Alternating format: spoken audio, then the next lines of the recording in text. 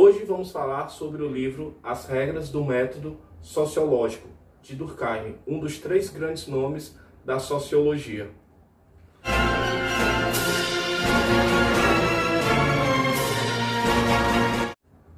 Bem-vindos a mais um vídeo do canal Mergulho na História.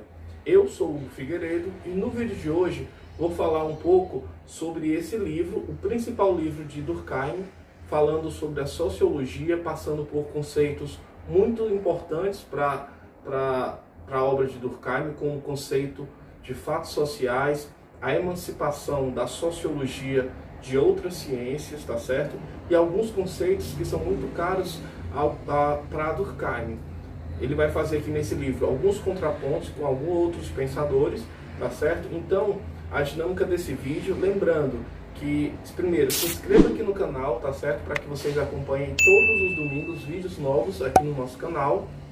E a segunda observação é que nós já fizemos um vídeo falando de uma forma mais geral sobre Durkheim, tá certo? E esse vídeo nós vamos fazer um estudo mais aprofundado desse livro, que é o principal livro da sua obra, As Regras do Método Sociológico, um livro muito curtinho, tá certo? Aqui nós temos da editora Martin Claret, tá certo? Então, vamos fazer aqui algumas observações, vamos analisar alguns parágrafos que nós previamente já selecionamos, com o objetivo de explicá-los e dar uma visão mais completa do que os principais pontos de Durkheim através desse livro, que na verdade é o seu principal livro, As Regras do Método Sociológico, que é um livro que ele tem aqui coisa de 145 páginas, muito curto, tá certo? E nesse livro, que o nome já fala muito sobre as regras do método sociológico, fala sobre a metodologia que Durkheim ele impõe ao sociólogo que queira estudar, no caso, queira fazer um trabalho efetivamente científico em torno da sociologia, tá certo? Emancipando a sociologia, como eu já falei, de outras ciências, tá certo? Então, vamos fazer aqui as observações. Primeiro, um ponto que eu selecionei, que eu acho muito importante, é quando ele define o conceito de fato social. Fato social, conforme eu já falei no outro vídeo, são forças que agem sobre o indivíduo, fazendo com que o indivíduo ele não haja exatamente como ele queira agir, mas de alguma forma ele acaba reproduzindo uma força, uma forma de pensar coletivo que age sobre ele, tá certo? Então aqui na página 31, ele fala sobre conceitos, informações acerca do conceito de fato social. Então vamos lá. A exterioridade, que é algo que nós já colocamos no outro vídeo, que é algo muito importante. A exterioridade em relação às consciências individuais, que é aquela coisa. O fato social, ele age independente do indivíduo, né? Aí a gente já passa por outro fator, que é a ação coercitiva. Então, ele é externo ao indivíduo, porque quando o indivíduo nasce, os fatos sociais eles já estavam presentes. E aqui a coercitibilidade, que é aquela questão... Pode passar esse barulho, a moto.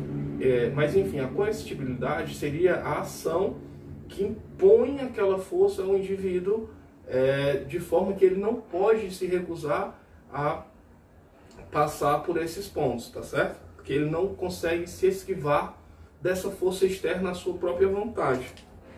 E o estado de independência que encontra em relação às manifestações individuais, que é aquela coisa, o indivíduo ele não consegue agir realmente individualmente, porque para Durkheim ele está sempre envolto a essa trama que está exterior à sua própria vontade. E aqui ele fala que a primeira regra e a regra fundamental na forma de pensar do sociólogo seria considerar os fatos sociais como coisas, e não apenas como uma força natural, como colocava Spencer e como colocava Comte. Essa é uma diferença que o próprio Durkheim vai colocar, uma diferença da sua forma de pensar em relação a esses dois grandes autores, Comte e Spencer, tá certo? E aqui a gente vai falar um pouquinho, outro conceito que é muito importante aqui, vocês estão vendo que aqui nós estamos fazendo uma análise dos principais pontos do livro de Durkheim, tá certo? E uma forma que eu acho que é muito interessante, porque a gente pode fazer essas consultas e ir explicando para decifrar um pouco do que Durkheim colocava como uma forma de pensar do sociólogo na sua perspectiva, tá certo? Lembrando que a gente vai passar aqui por alguns pontos polêmicos, mas vou começar aqui no momento certo eu vou falar. Então, assim, uma das coisas que Durkheim coloca é que o sociólogo ele deve se afastar sistematicamente de pré-noções. Aliás, ele coloca, inclusive, que isso é a base de todo o pensamento científico. Então, o sociólogo, na sua pesquisa, no seu objeto de estudo, ele deve se afastar das realidades, dos eventos sociais, para que assim ele possa fazer uma análise mais fria e mais objetiva dos fatos a qual ele estuda, assim como qualquer outra ciência. Então, Durkheim coloca que o cientista social, o sociólogo, ele deve ter esse certo distanciamento do objeto a qual ele estuda.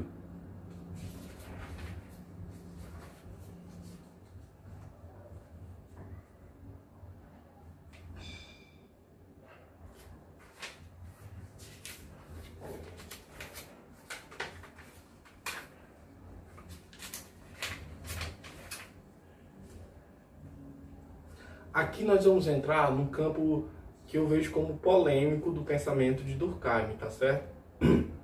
Mas de antemão, eu gostaria já de deixar claro que esse é o pensamento de Durkheim, não é o meu pensamento particular. Então vamos colocar aqui alguns conceitos, inclusive o conceito de crime e a sua natureza e a sua forma de percepção do conceito do crime no sociólogo Durkheim. Lembrando que esse não é o meu pensamento, tá ok? Então, para Durkheim, isso é uma questão muito polêmica, ele coloca o crime como algo normal dentro de uma sociedade. Repetindo, o crime é algo normal dentro de uma sociedade e o isenta, porque uma sociedade isenta da atividade criminosa é completamente impossível. Então, Durkheim ele coloca que o conceito de crime que o crime ele é inerente a todo tipo de sociedade. Não existe sociedade sem o conceito, sem o evento do crime, tá certo? Ainda sobre essa questão do crime, ele coloca não só que o crime é algo natural, como Durkheim coloca que o crime é algo até mesmo necessário, pois está ligado, e aqui eu estou lendo, está ligado às condições fundamentais de qualquer vida social, mas precisamente por isso é útil, porque estas condições de que ele é solidário são as mesmas indispensáveis para a evolução normal da moral e do direito. Então, para Durkheim, a natureza do crime, ela tem como característica fazer uma evolução da sociedade, gerar uma mudança no conceito da moral daquela sociedade, inclusive no direito. Então, o crime traria em si o germe de um processo de evolução da sociedade, isso na visão de Durkheim. Então, o crime ele chega inclusive a ter um papel útil nessa evolução, não só útil como necessário da evolução da sociedade. E aqui ele coloca o conceito que, segundo o direito ateniense, Sócrates era considerado um criminoso e a sua condenação tinha algo de injusto. Mas esse enfrentamento do status quo por parte de Sócrates foi algo fundamental para a evolução da sociedade grega. E aqui ele coloca esse exemplo como uma forma de sustentar a sua teoria de que o crime é algo positivo dentro de uma sociedade. Tá certo? Lembrando que isso é a perspectiva de Durkheim, não a minha.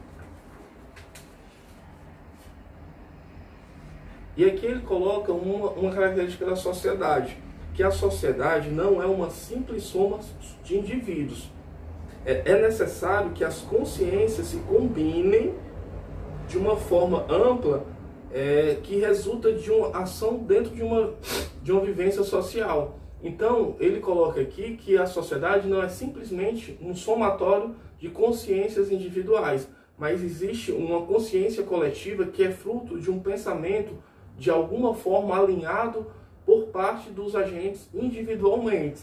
Isso eu acho muito parecido com o conceito que Tolstói coloca no seu livro Guerra e Paz, que quando ele coloca que não foi Napoleão que conduziu a França para invadir a Rússia, mas que foi a França que conduziu Napoleão a invadir a Rússia, e não Napoleão que conduziu a França.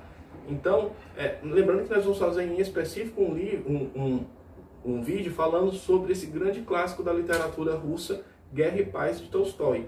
Mas voltando aqui para Durkheim, ele coloca que, por exemplo, que o fenômeno social deve ser explicado sob a perspectiva social e não sob a perspectiva psicológica, porque se assim não for, fatalmente a análise sob a perspectiva psicológica vai conduzir o cientista social ao erro. Isso é a perspectiva de Durkheim.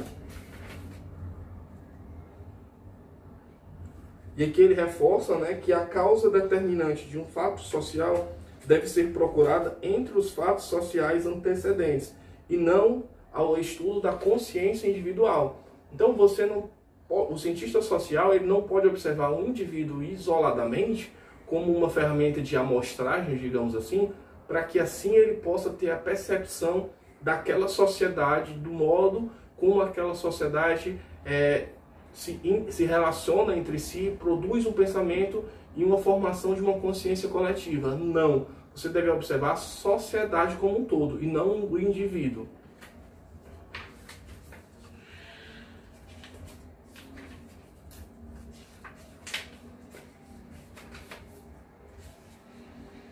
E aqui ele fala um processo que é muito interessante. Ele fala na verdade que a sociologia ela deve se emancipar de outras ciências, ainda que ela se torne menos popular. Então, quando a sociologia, de alguma forma, ela se sustenta, e aqui ele fala exemplos em pensamentos, ela fica refém do sucesso desse pensamento e acaba sempre sendo vista como uma ciência parasita, por assim dizer. E aqui eu vou ler algumas palavras exatamente aqui no final do livro, na página 147, que ele coloca isso de forma muito interessante. Por exemplo, independente de qualquer filosofia, isso aqui, em primeiro lugar, vírgula, independente de qualquer filosofia, por ter nascido das grandes doutrinas filosóficas, a sociologia conservou o hábito de se apoiar num sistema qualquer, vírgula, do qual se acha assim solidária. Foi por esse motivo sucessivamente positivista, evolucionista, espiritualista, quando se devia contentar em ser apenas sociologia. A sociologia não tem de tomar partido entre as grandes hipóteses que dividem os metafísicos. Ou seja, aqui Durkheim está colocando que a sociologia, o cientista social deve elevar a forma de pensar da sociologia de uma forma independente de outras teorias. Só assim a sociologia vai se emancipar definitivamente de outras ciências e assim constituir-se em uma ciência independente e sustentável em si mesma. O sociólogo, e aqui Durkheim fala, o sociólogo deve afastar-se de noções antecipadas que tinham dos fatos para se debruçar sobre os próprios fatos.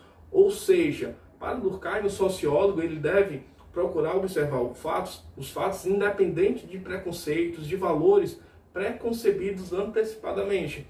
E assim, dessa forma, somando a questão da independência em relação aos fatos que o sociólogo estuda, ele vai ter condições suficientes para desempenhar uma análise efetiva e real dos fatos sociais e da sociedade como um todo. Tá certo? A sociologia, e aqui para finalizar, a sociologia não deve, portanto, não é, portanto, o anexo de qualquer outra ciência. Ela é própria, é uma ciência própria e autônoma. Isso deve ser o trabalho do cientista social, do sociólogo, colaborar na perspectiva de emancipar a sociologia. E dessa forma a gente conclui a análise do livro As Regras do Método Sociológico, o principal livro de Émile Durkheim, um dos 3 grandes nomes da sociologia, ao lado de Max Weber e de Karl Marx. Lembrando que a gente ainda vai trabalhar sobre outros autores, tá certo? Então é isso. Eu espero que eu tenha passado um pouco aqui sobre o conteúdo, os principais pontos desse grande livro de Durkheim, tá certo? Se você gostou aqui desse vídeo, deixa aqui o seu like, se inscreve, deixa seus comentários, e isso nos ajuda muito, tá certo? Quando nós fazemos conteúdo aqui no YouTube. Agradeço e até a próxima.